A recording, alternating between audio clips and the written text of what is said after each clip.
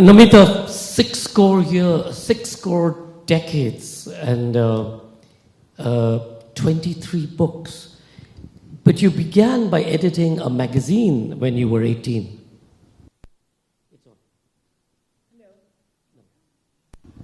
I began by wanting to be an academic. I was a very hard-working student. I wanted to study philology and words. But I got thrown out of college. So academic career closed its back. And then I set about, as a sort of a reaction, I suppose, setting up a film magazine at a time when Bollywood, the word Bollywood hadn't been coined, and it was not a serious film magazine. It was a bit of everything, and was very successful. But then after 7 years that shut down, and in the meanwhile I wrote my first novel, Paro, just in a spurt of energy. Before we come to Paro, you grew up in the mountains. You were born in Uttar Pradesh, but you grew up in Nainital, looked after by your grandmother. Yes, the mountains have been extremely important to me, our little patch of wood. I come from a place called Nainital, which is... Anyone here been to Nainital? Do you know? No. One at the back. One hand goes up, two. It's describe it. It's a tourist town, and it has the schizophrenia of tourist towns. In fact, something about Boulder reminds me of that, in the sense that the beauty of the place draws people from around the world who are coming to escape their daily lives, whether it's from New York or Chicago, wherever they're coming, they want to just take in the beauty. But they don't realize daily life goes on everywhere, and it's not quite the same thing to go for 2 days or a weekend or a month or even 6 months. So there was always this divide in Nainital between the locals who belonged there and who knew the territory with all its fault lines, and those who came for that dream vacation. And it's something like that here also.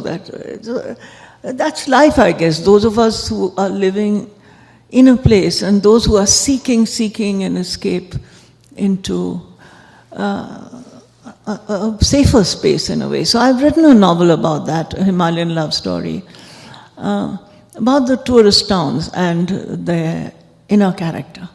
Nainital is also a sort of school city. There's so many schools scattered across it.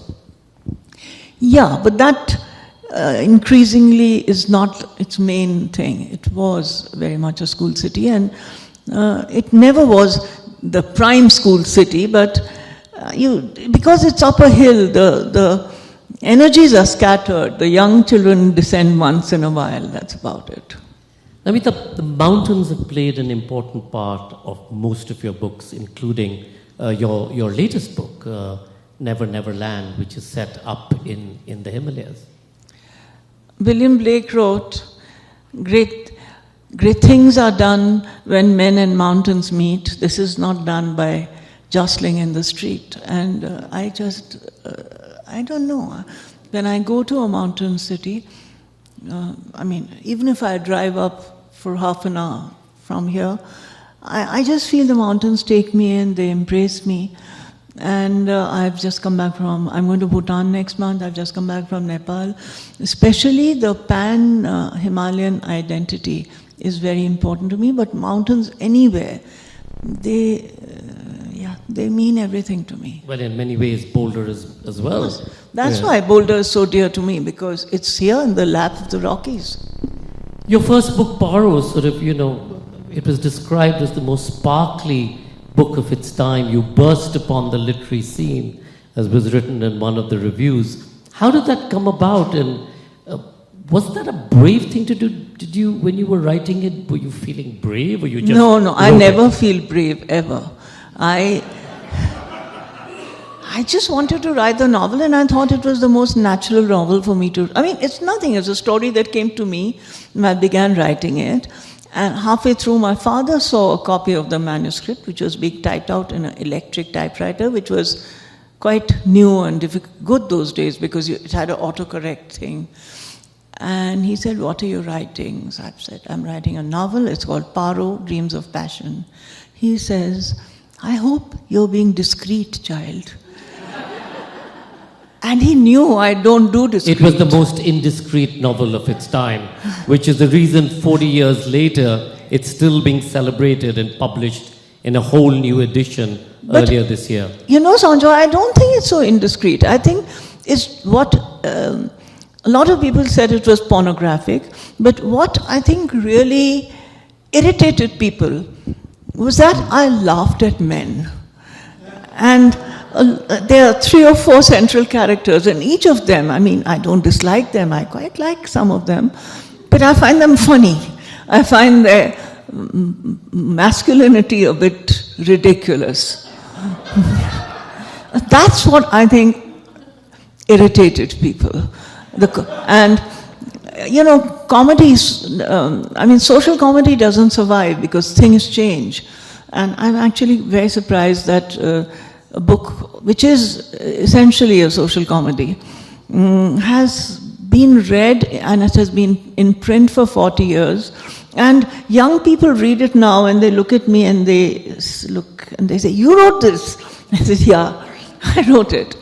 So I just wrote it, and I was a bit surprised by the violent reactions it got, and I'm equally surprised by finding that it's now been called a Penguin Modern Classic. I mean, I think both of these are overreactions. Women have always been central to all your books, I mean, women characters, but they've not necessarily been, you know, these strong women. Many of your women characters have been sort of halfway between bumbling along and doing their thing, but doing it in a way that's both accidental but also empathetic. Well, I write about women because I did try to write in a masculine voice and I couldn't get the timbre of it right. But I do want to write about men and women because both men and women are equally important in my writing. The other day there was a session in India around celebrating Paro. It had a lovely audience, lovely conversations. But somebody asked me, are you a feminist? And instinctively I said no. And that caused a little ripple. But then I tried to explain, I'm not a feminist because I am a woman and I stand up for other women. But there are not only just women in the world, there are men, there are genders in between.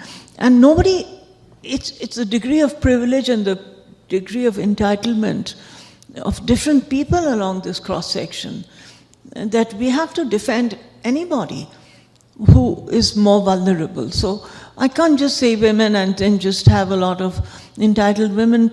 You know, I mean, I don't get it. Everything, nothing human is alien to me, as was famously said. And I'm for, I mean, there's a man inside me, there's a woman inside me, and so it is with all human beings, is what I feel. The 2 symbols that I've seen sort of continuously appearing in most of your books is, as you walked up, you said, I'm the bag lady. So there's inevitably a bag, and in which there's a manuscript or there may be something. And there's inevitably a bird which comes and sits at the window or perches in some place. I have to tell the audience that I never noticed the birds.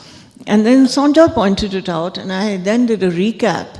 And most of my books do have the equivalent of a bag lady or a mad woman or and I think somewhere that person is me. Because I feel a bit vague and disoriented most of the time. And the birds are always there. I don't know why they are there, and they're very different birds. It's not the same bird. The birds have very different characters and personalities, and I have no idea. And I hope you don't make me so self-conscious that I'm unable to bring in another bird that flutters into my next novel. But the birds in many ways are an observer to the telling of the story. And they come in these very appropriate times, just being there. That's very thoughtful of you, yes. That is the case. And in fact, the folk tales we are working on just now, the Himalayan folk tales, the birds have much the same role there. They are like the messengers sometimes, carrying stories from here to there, or talking in bird language but communicating much more. And also as sitting there and observing you, right? It's very thoughtful observation on your part. Namita, birds are always also seen sometimes in some cultures as souls who are visiting or people who are carrying stories and messages from one place to the other. You yourself have had sort of visitations in a sense, and again in many of your books you've had this other energy, not necessarily man, woman or child, but the other energy. Has that been very much part of your being, or is that something that you've observed, or something that you've I think it's something which almost every human being has the capacity for, which is just being open to the liminal other worlds around us. But I think it's beaten out of us in school and college and by reason. And I've never understood the logic of reason, because reason works on so many missed information which our limited senses are not, in so many dimensions we are not able to access. And so I believe much more in intuition and things like that than in, very suspicious of reason. And I guess that makes me unreasonable. I respect it, but it doesn't get me. But one has to be careful. I've written novels about the psychic world, and I've had experiences of so-called psychic phenomenon, but so many of those can just be disturbances of the mind. It's a very dangerous territory to touch. And even all those people who begin by trying to reach out to other worlds, and I say, please remain rooted in this world, your world, our world. This is where we belong, and don't venture out too far. Because, I was reading today about Sunita Williams out there in space, and she says she's very comfortable and she's very happy there. But there's a huge, enormous universe. We don't know much. We are so limited in our understanding that, more than many other animals. When there's an earthquake about to happen, the birds sense the magnetic lines of the earth are such a core thing to so many species, but it's something we as humans have no access to. Some people may. And so, I think the more one opens oneself to just the infinite possibilities of things around us, while remaining a little bit commonsensical. I'm anti-reason, I'm not anti-common sense. Talking about being rooted, the other love that you've had and the other body of, and it's literally a body of work, is actually your work around mythology and around these wonderful characters in mythology who you've written both for children, but we've also written for everybody else. So where does that come from? And each of these are so different. You've done the Lakshmis and the Saraswatis, but you've also done these wonderful characters from the Mahabharat who in many ways are lost in the larger epic, the telling of that story. It happened through an editor of mine. I was very good friends with somebody called David R., who was then the publisher in Penguin, India. And he came up to me very enthusiastically and he said, will you write a book on Shiva? And I said, of course. Though I didn't know much about Shiva, but somebody worshipped in the mountains, so there's a familiarity. And he said, will you do the Mahabharat in 40,000 words? And I said, yes. Those days I was young and very keen to get more and more books out. But writing the Mahabharat for young readers is the most ancient Indian epic. And it is not a moral epic. It is extremely ambiguous in its morality and shows every aspect of human nature. And writing it and then studying it before that it shook me up because it was so well written, every point of view was represented. The closest you could get to it in today's world is Tolstoy or Lady Murasaki, The Tale of Genji. It's very difficult to show so many characters and justify their actions or their inactions. And when I wrote that, for 2 years I couldn't write anything because the Mahabharata says everything that needs to be written is written here. It's all the stories in the world combining, and it enriched me. And that led to my interest in other mythologies. And then there's a book called Sita, which opened up the injustices that are perpetuated through mythology as it is given to us in India. So I questioned the popular wisdom around Sita. I felt she had been treated very badly by her husband, who was godlike Rama. And I felt that this was a collective wounding of Indian women, because it became the norm to think that if Rama could do that to his wife, and through the centuries, and not only Hindu women at that, Sikh women, Christian women, everybody in India, it had to be shaken up. And to my surprise, I mean, when I wrote that book, it was an anthology really, my brother said, I live in a joint family. He said, somebody is going to stone the windows, they're going to burn the house down because of this book you wrote. But no, right, left, center, everybody agreed with me, and a lot of other books were written after that. So then it just, you know, how things just grow and gather dust and then the cobwebs add up. I've written a lot on myth, and I've done a lot of anthologies on myth, which is a chance for me to learn from other people. And, you know, America is uniquely a country without a mythology. It has a recent mythology. Well, much of its mythology they actually just destroyed by the First Nation mythology. The First Nations mythology was different. Urban culture here is built on comic book mythology, which is as valid. It's a young mythology. It's gathering its own energies together. And then all the migrants and the immigrant communities bring in their own myth, which gets blended into this. So there's nobody without a mythology, but it's a young one. You're talking about young mythology. You also had this wonderful book on Ghatotkacha, an amazing, lovely, again a character from the Mahabharat. Tell us a little bit about how you discovered him and Hidimba. How many of you visited the Mahabharat? You can only visit it. There's one. Oh, no, there's lots at the back. There's lots at the back. No, I can see there's lots at the back who've got their hands up.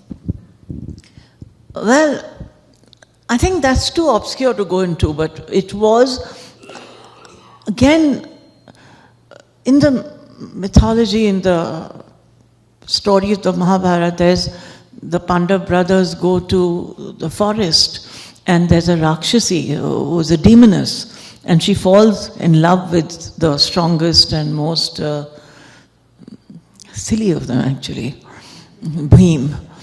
And they fall in love, and she has to transform herself. And I thought that was very unfair, because in the Rakshas world, I'm sure she was huge, and she smelt of blood, and she was cannibalism was the way of life, and her brother was trying to eat him, but she killed her brother and transformed herself into this beautiful woman of the stereotypes of that time, with a slim figure, large hips, lustrous eyes. But that wasn't her, and she did it for him. And after that, she made a promise to him that whenever you leave and move on your wanderings, I won't complain. So she was the first wife of the Pandavas. She should have been the queen when the time was for them to return to their kingdom from exile. But she wrote herself out of the story. And the efforts she made to get the attention of the man she loved are so much like the attention of the cosmetic industry, or what you read in magazines, which teach you that if you want to be attractive to the other sex, whatever the sexes that are in play at that time, you have to look like this. And the partners who are seeking have been equally brainwashed into thinking that what they should look for is a particular looking way and things.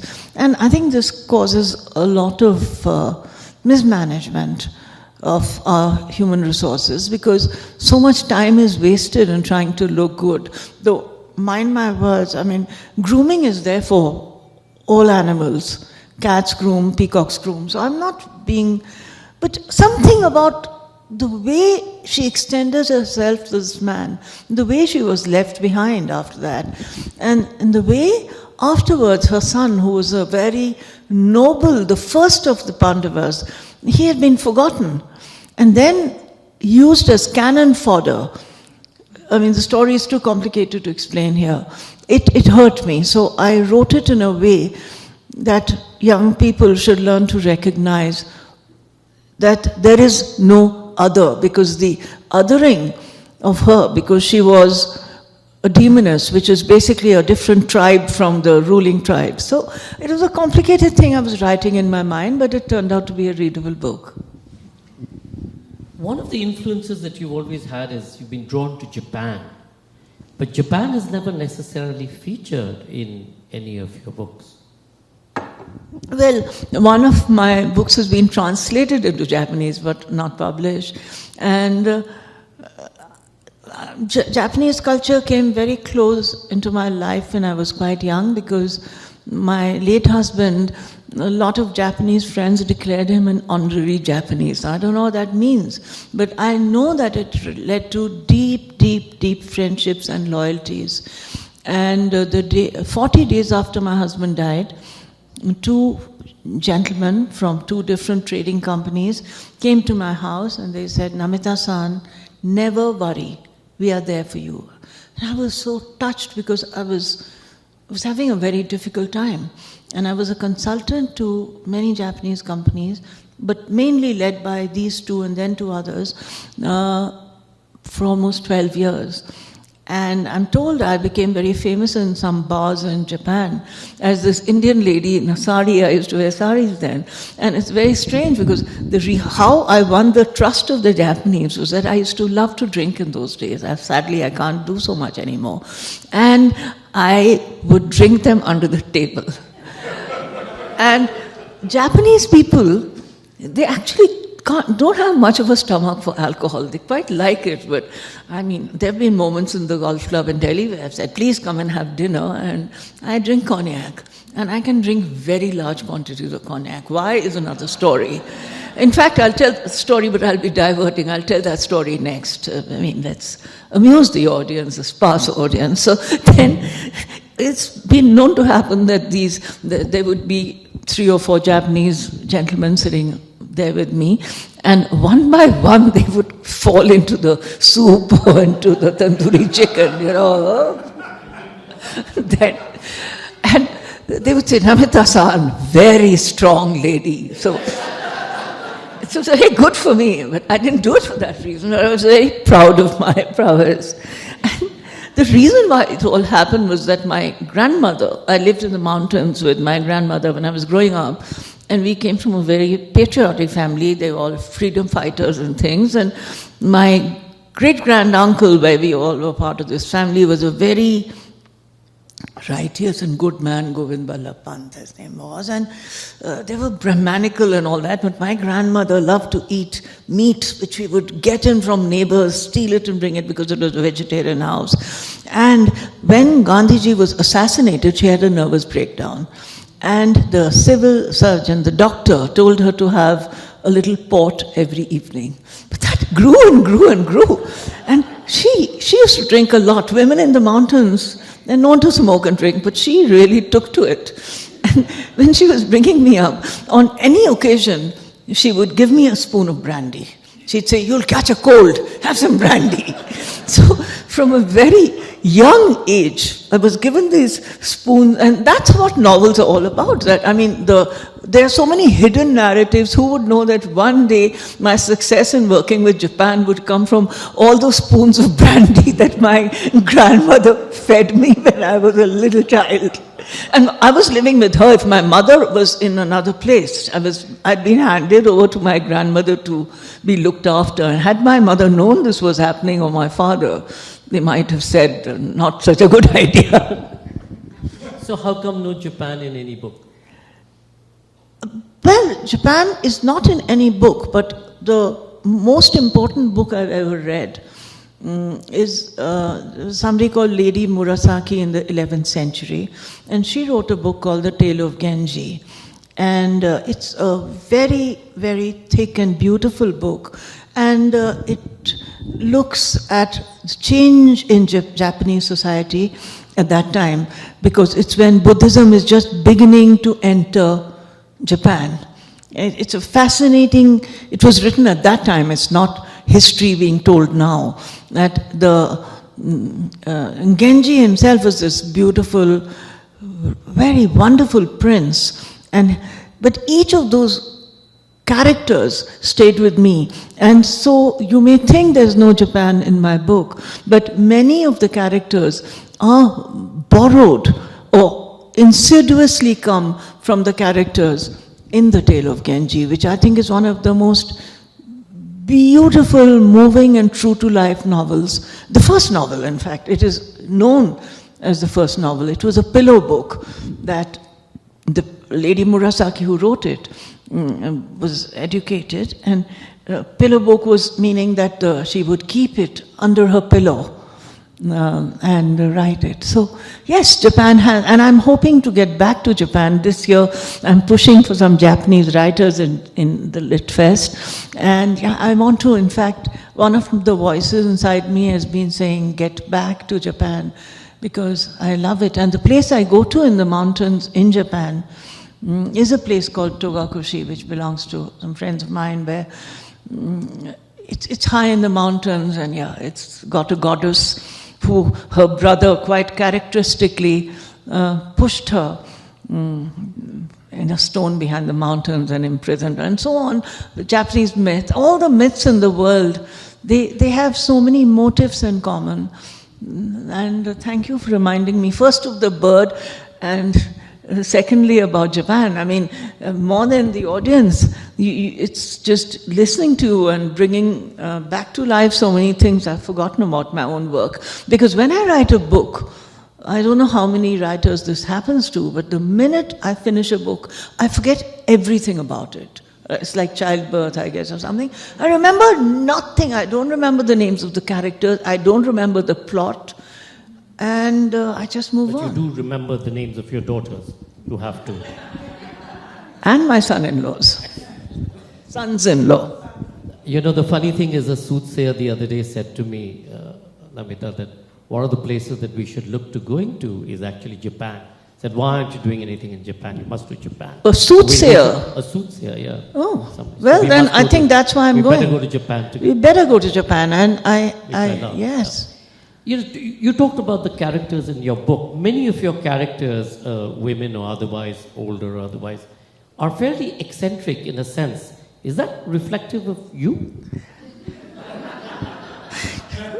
You know, I'd like to take a vote from the audience. I can't see the hands. How many of you perceive me as eccentric?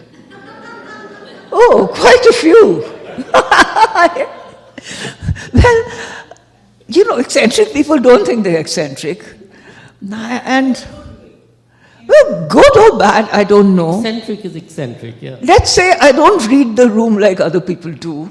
And unfortunately, I just say whatever comes to mind. I'm trying to be more discreet, taking my father's long ago advice. But no, I don't think I'm eccentric.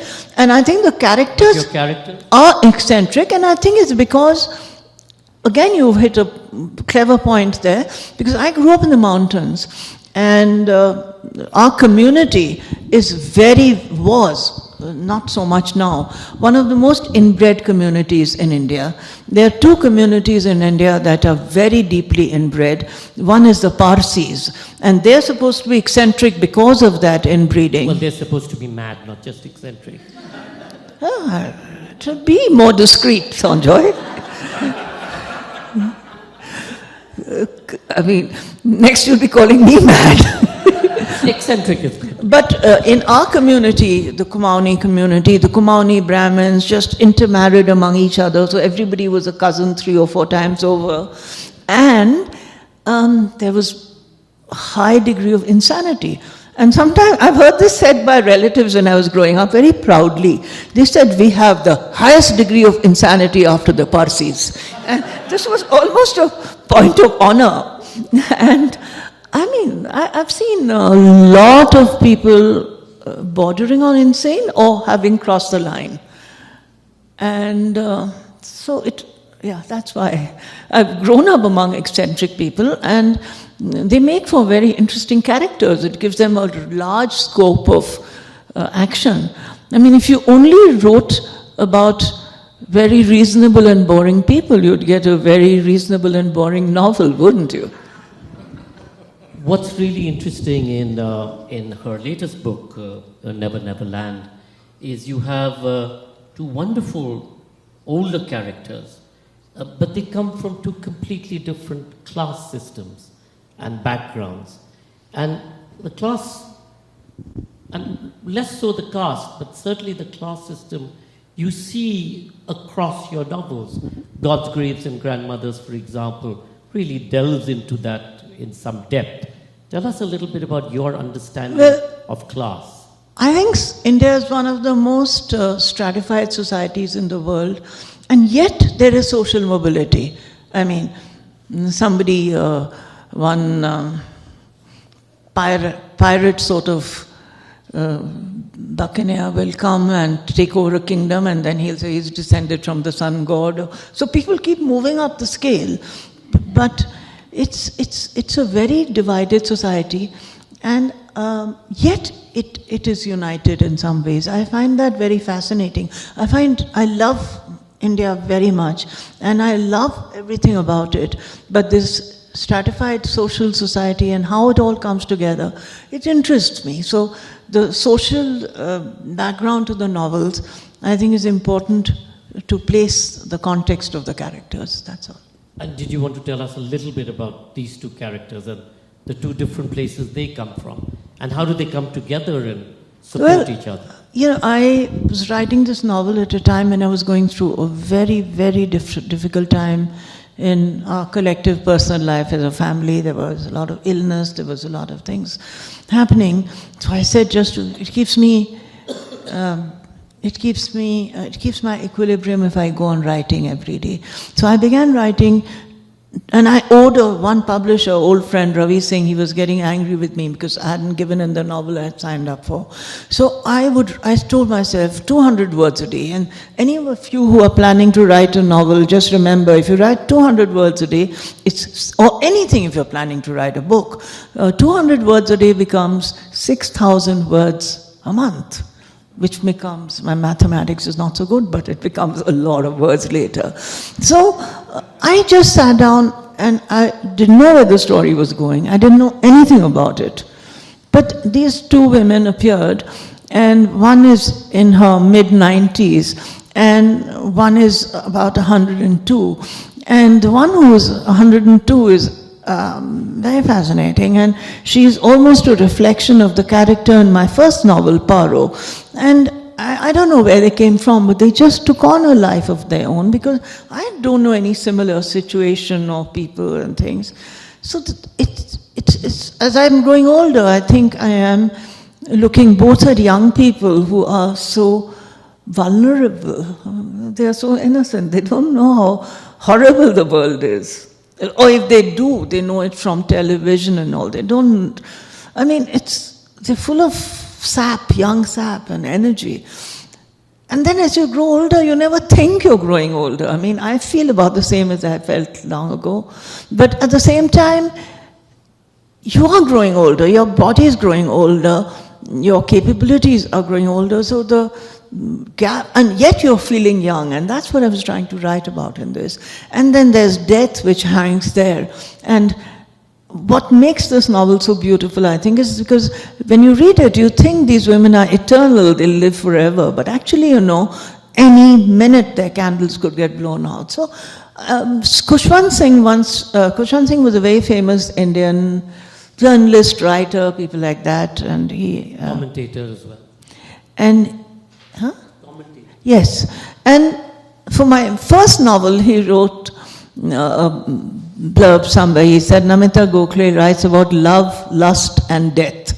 So my publishers have always found that very charming. They can tag it onto anything, if you know what I mean. But my publisher said very sadly, he said, there's love and there's death, but there's not enough lust in this novel. But you also sort of contrast it with Rosinka, the younger, the granddaughter of one of the women. Well, there has to be and she's middle-aged and she's facing all the dilemmas young women are facing these days, because the scenario of what was expected of young men and young women and of the joys of marital life and the division of responsibilities, all these things have changed the world over. So she's just at a loss, but she finds these two old women who seem to be in charge of their lives and the bitter mysteries of their thing. But I think that story nobody will get in the audience, and I don't think it's available in India, in the US yet. So you can get a pirated copy from Amazon. No, it's available at the bookstore. Oh, it's available. I should have thought of that. It's available at the bookshop. But I'm quite liking this new novel, and I'm gathering up the courage to write another one. And the new novel has a lot of, I'm thinking of going back to those eccentric, bordering of mad people, and on the grand failures that they represented. In Jaipur Diaries, for example, which is one of, sadly it's not here, again, it's sort of, like in many of your books, the characters sort of half-lived their lives, and in this case, she's written this novel, which she then carries around in her bag, which again appears. But it's not a complete story. It doesn't have a happy ending. It doesn't have a way that I don't do happy endings, though sometimes I do. But no, this was a novel. Somebody said there was an agent here in the US, and she said, have you thought about writing about the Jaipur Lit Fest? So I wrote about the people I observed there, not from up on the stage, but just sitting around and listening in. And there are so many writers with so many stories who just don't get the opportunity to tell it, who don't know the right gatekeepers, who are just not that lucky. And the stories, the untold stories, the world is full of them. And I think so many people suffer from the untold stories, because when you've told a story, you've taken it out of yourself. It's made you stronger to have that story out. It's a kind of life script you've played with. So it's very, very important. And so when I thought of this, how many people do we get in Jaipur in a year? About 350,000. So if you think of 350,000 people who've come there, partly because they have own stories hidden inside them somewhere. That is one of the things, and they are not. Some of them have told their stories. So I'm deeply interested in other people's stories. I spend an unreasonable amount of time trying to help other writers, not well-known writers, but people who just. And so many times they've overtaken me. Their books do better than mine, and I'm happy for that. And because it's not the people, it's not the writers, it's the stories. It's like gardeners like to plant seeds or whatever. I'm deeply interested in other people's stories. Namita, we live in really difficult times, and I'm sure everybody says that for their times. Do writers have a responsibility to be reflective of their times, or is that something that's an accident that's waiting to happen? I'm going to say something which I truly believe, though it sounds like I'm making up a clever sentence. I think writers have a responsibility to be irresponsible. They are not writing stories to be responsible. They are not writing stories to give out their limited moral views. And they have to just abandon themselves to the stories that are truly within them. And they have to come out and populate the para-world of stories. No, I don't think writers have I think the world would be a slightly better place with a little less conviction on all sides.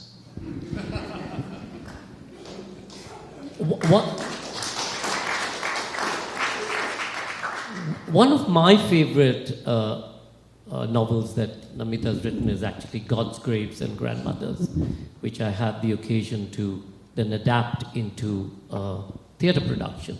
And Namita, that was what, I forget when you wrote it, maybe 20 years ago? More than that. Or 25 years ago? way before this new form of Hinduism that we're seeing in India, which is all-pervasive, all-powerful, etc., has come into being. But even then, you were able to sort of, in many ways, envision what was going to happen, this growing Yes. of the temple under the banyan tree. Tell us a little bit about it. That's a novel I wrote when I had cancer, and it took me a long time to recuperate. And so I used to just sit in the garden and down the road in Panchil Park, in fact, I could see a construction site, and I could see under a banyan tree and the construction labor. They put one stone, another stone, another stone. Before I knew it, a little shrine had come up. And I began the story from there. But in the back of my mind was the Babri Masjid. Because what had happened in the Babri Masjid hurt me very badly. You need to just give them a context. How many people know about the Babri Masjid? Anybody? Oh, quite a lot. Well, so what happened in India was that Hinduism itself doesn't believe in conversion, and it just believes, I like to think that's what it believes, so it's a savage religion in its way. Most religions have a savage side to them, but we were a reasonably secular and equitable society, and everybody could feel proud of being an Indian. But it was also, on the other side, unfair that a very important sacred site had been built upon. And through history, new sacred sites are always built on old sacred sites because of the energies of the earth or whatever people, or the pilgrim facilities that already exist there or whatever it may be. But, so the story about the temple and how it came up and what temples are really about, because the lady who set up the temple, because the harem, whatever she was working in, she was a singer, courtesan, and it was just all the ambiguity about people's roles. She was a Brahmin woman, she was this thing. I mean, everybody was a little of this and a little of that. So the Babri Masjid, I think I sensed, and I was prescient there, I sensed the tremendous religious conflict that awaited India, and that is still ongoing. Before I open it up to the House, and I will in a second, so get your questions ready. Namita, let me ask you a hateful question, which is, of all these books, all of these 23 books, or hundreds of characters that have populated it, do you have a favorite book or character? Not a character. It's a book. And then it's a book called The Book of Shadows. And you could say it's my most ambitious novel or my most ambitious failed novel, because it's written by a ghost. And the ghost is neither male nor female, and he hides behind the curtains and of this old house in the mountains. And it's a book that it is my best book, I think. It's my most difficult book. The agent who then sold it to various places, he said, I don't know anything about this book. It's the strangest book I've ever read. It was a strange thing to say. It is strange. And it was, it came from another dimension. It was like channeled writing. And the stories are too long to tell, but there were things I wrote about which I didn't know about. And there was a whole 3 pages about the inner life of bats moving around. And I didn't know anything about bats. And then I looked it up you can imagine how long ago it was. I didn't look it up in Google, I looked it up in the Encyclopedia Britannica, and I did get it right. So I don't know, but that book, and I think that ghost behind the curtain is the closest that I can identify with myself as a writer. Ghost behind the curtain. Questions? They'll put some lights on, yeah. There's a mic if anybody has a question, otherwise. Right up front here. Are you a fan of Peter Pan? Well, yes and no, because Never Never Land does come from there. And yes, I am a fan of Peter Pan, because we have to keep the Peter Pan alive inside all of us, if he or she was there in the first place. Because there are some children who never have known or glimpsed Peter Pan? It's mythical and you had a problem with that. It's mythical and you had a problem with that. It's mythical and did you have a problem? No, I had no problem with that. Myth is, as you see, I've written so many books on myth. Myth is more real to me than real life, actually. It's not an eccentricity. I inhabit the world of myth more than I inhabit even this canyon theatre. Did you have? Right. This isn't really a question, but I've always been attracted to your books because of the love of the mountains. And I know that there are certain people who are just mountain people, and I'm very happy that I happen to live in Boulder.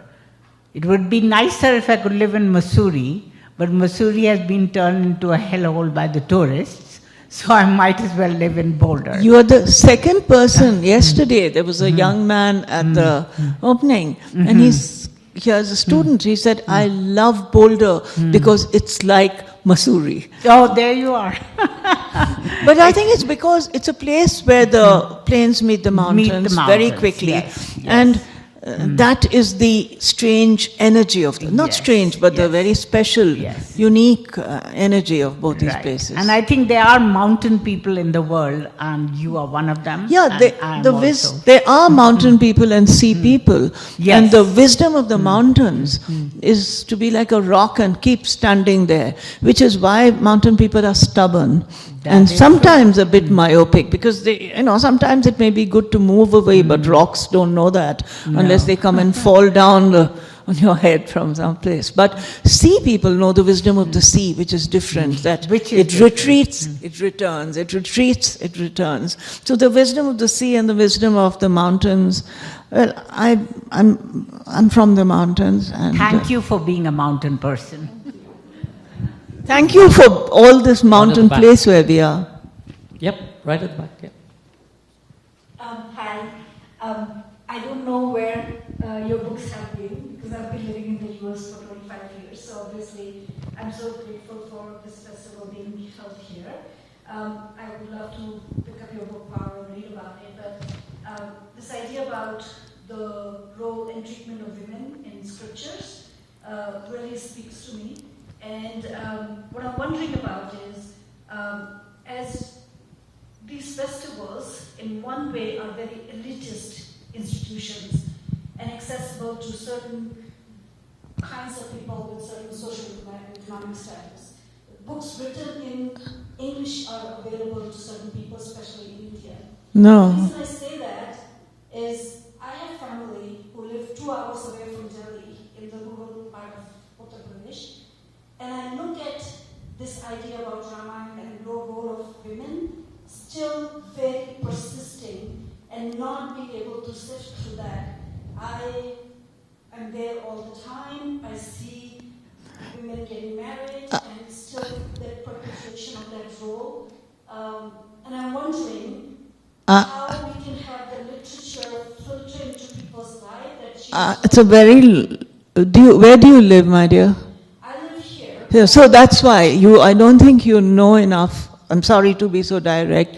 The Jaipur Literature Festival is the most egalitarian festival. We have more writers and speakers in Hindi. This year, it's all the language. I mean, and the other thing is UP. There's a very interesting story behind that. Ramchandra, I will tell you this after we go out because it'll be so boring for the other people. But I was in Bihar, in Patna, doing a festival, and the Raja of Ayodhya was on stage with me, Yatindra Mishra. And a section of the audience got up and they said, beat him and throw him out because Sita is from us. And when the people of Sitamari, where Sita came from, they took a vow, we will never marry children into that side. So I think there are festivals now. I'm involved with a festival which is going across the hills, and it goes to every village one by one carrying books because people are hungry for books and for moving on in life. And I don't know the statistics, Sanjoy does, but now including the Jaipur Literature Festival, there are local language festivals in, I'd say, every small town. There's about 300 odd festivals today across the length and breadth of India, small, big, etc. At the Jaipur Literature Festival itself, 80% of our audience on the ground is below the age of 25, and that's been our focus. And for those young people or those people who can't access us, as you said, you're absolutely right, it is expensive to come to anything. Even if it's free, it still costs. So we send our writers out to them, and we do about 110 schools before the festival between Delhi and Jaipur. What's interesting is that because there's such a proliferation of festivals today across the length and breadth of the country, all of the voices who otherwise wouldn't have a platform, or all of the people who otherwise wouldn't be able to hear a story or tell a story, today have some access, not in the way that you're saying, but that's true for across the world. We do need more robust platforms for literature and writing. It's actually not depressing to see when the festivals are going out. And I'll give you my card and I'll show you some of these things that are happening. One of the writers I'm hoping to call to Jaipur this year, I haven't invited him yet. The Sahitya Academy is also going deeper and deeper into the roots of people's stories.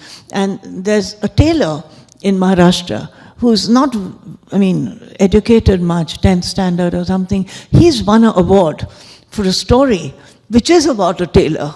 And because a tailor has such threads. So Indian literature, to our delight, is getting more and more rooted, returning to myth, but returning to science fiction, returning to so many things in all the 22 Indian languages. And that is one way for women. Of course, I agree with you 100% that especially Uttar Pradesh, where I was from before we became another state of Uttarakhand, but what is happening it's possibly a very regressive state, but people are breaking out of it, and they are breaking out of it because they do venture out, and the festivals venture more and more into, it's a phenomenon I haven't seen anywhere else in the world.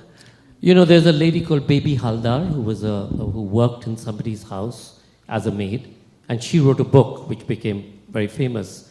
There was Manoranjan Vyapari, who was formerly a Naxalite, was in jail, unlettered, a refugee from across the border. He learned to read and write in jail and read 200 books while he was there, writing with a stick on the sand, learning from the notices on the jail board. When he leaves jail, he gets rehabilitated in pulling a rickshaw in Calcutta.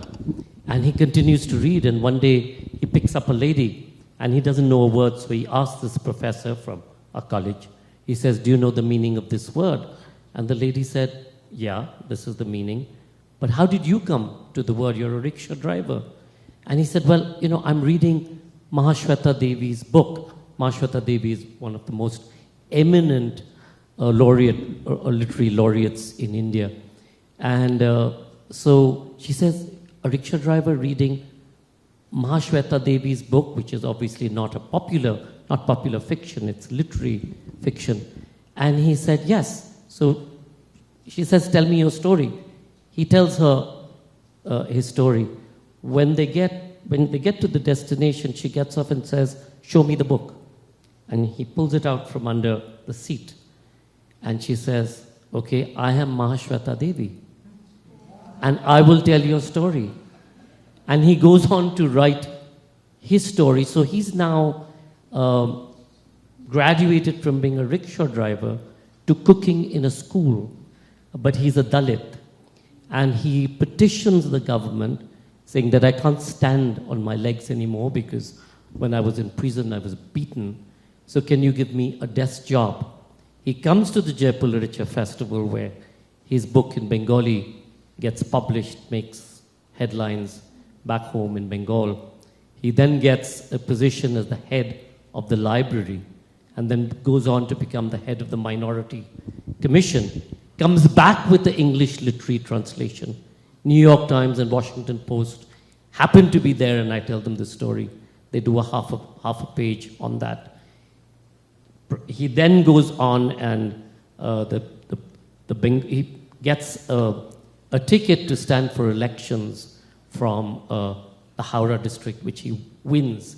He's now a member of the Legislative Assembly. This is how stories and books travel, and it doesn't matter where you are or And who you are. so I just want to reassure you that in spite of the horrors of the country we call home, there is absolutely illuminations of books and stories. And I just want to tell this audience something which I think is unique in India, though it may not be, maybe South America, someplace. I don't know enough about the whole world.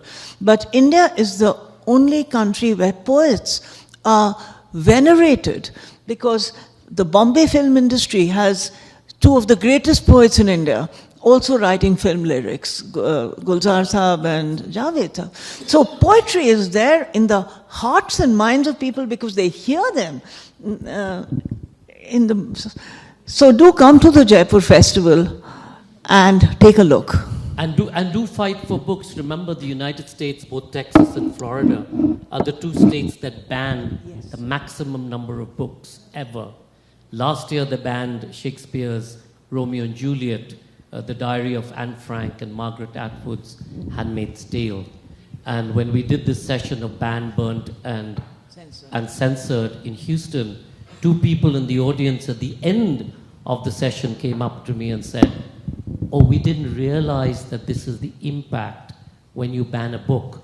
We're on the district commission that bans books. So we will go back at the next meeting and try and rectify it." So it's also about ignorance, of not knowing how to deal with situations and just taking umbrage over something a writer has written in some way. Whereas what we need to do is have many more platforms where writers and speakers and so on and so forth are able to discuss and debate. Of course, you can agree or disagree, and that's totally fine.